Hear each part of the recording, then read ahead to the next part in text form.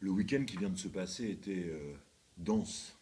Le vote de dimanche, et puis évidemment, comme tous les week-ends, une présence sur le terrain sportif avec les filles au basket, les jeunes rugbyman, un moment plus solennel, les commémorations du 8 mai, en hommage à ceux qui ont versé leur sang pour notre liberté, à Dieppe, à Arques, et puis la fête des fleurs comme prétexte d'une ville qui rassemble, ouverte sur la mer et ouverte sur son arrière-pays. Et aujourd'hui, mardi, après avoir pris le temps d'analyser les résultats, je voulais vous faire part de mon état d'esprit. Le premier tour a été un premier tour serré. 4 candidats au coude à coude et celui que j'ai soutenu, Jean-Luc Mélenchon, à qui il a manqué que quelques voix pour changer la donne et construire une véritable alternative à l'austérité. Et puis, dimanche, il s'agissait de faire en sorte que la République tienne bon sur ses fondamentaux. Sans illusion sur le nouveau président de la République, qui, on peut le dire, n'a pas rassemblé sur son nom un vote d'adhésion. Et pourquoi cela? Parce que, et ça a été le cas sur ce territoire, il y a à la fois de la colère, l'échec du quinquennat Hollande. De ce point de vue-là, si on prend les mêmes et qu'on recommence, je pronostique des lendemains difficiles.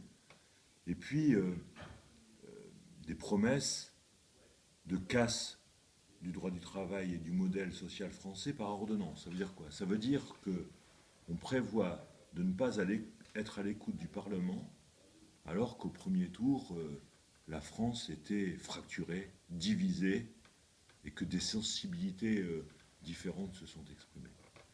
Moi, je considère qu'il ne faut pas condamner la désespérance, il faut répondre à la désespérance.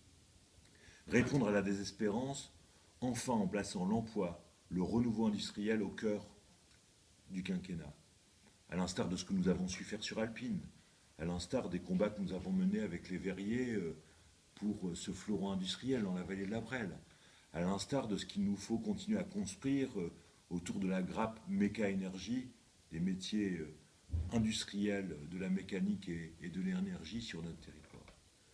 Il faut faire en sorte que, en milieu rural, mais aussi dans les quartiers populaires, dans ces territoires où l'État n'a pas été présent, où la République a été dans une posture d'abandon, nous puissions retrouver un État fort, un État qui protège, un État qui préserve, un État qui fait en sorte qu'on ait le droit pour nos enfants à une école de qualité, en milieu rural comme dans les quartiers populaires, à des services publics de proximité, outils de vivre ensemble, ou plus concrètement encore, qu'on ait une médecine pour tous et partout, avec notamment la question de la démographie médicale qui est posée.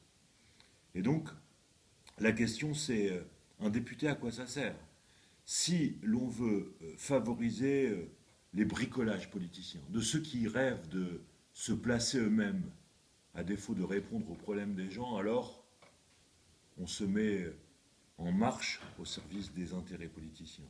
Si l'on veut faire entendre la voix du peuple, faire entendre la colère, mais aussi rassembler les espoirs, eh bien c'est cette énergie-là qui m'anime dans le cadre de cette élection législative.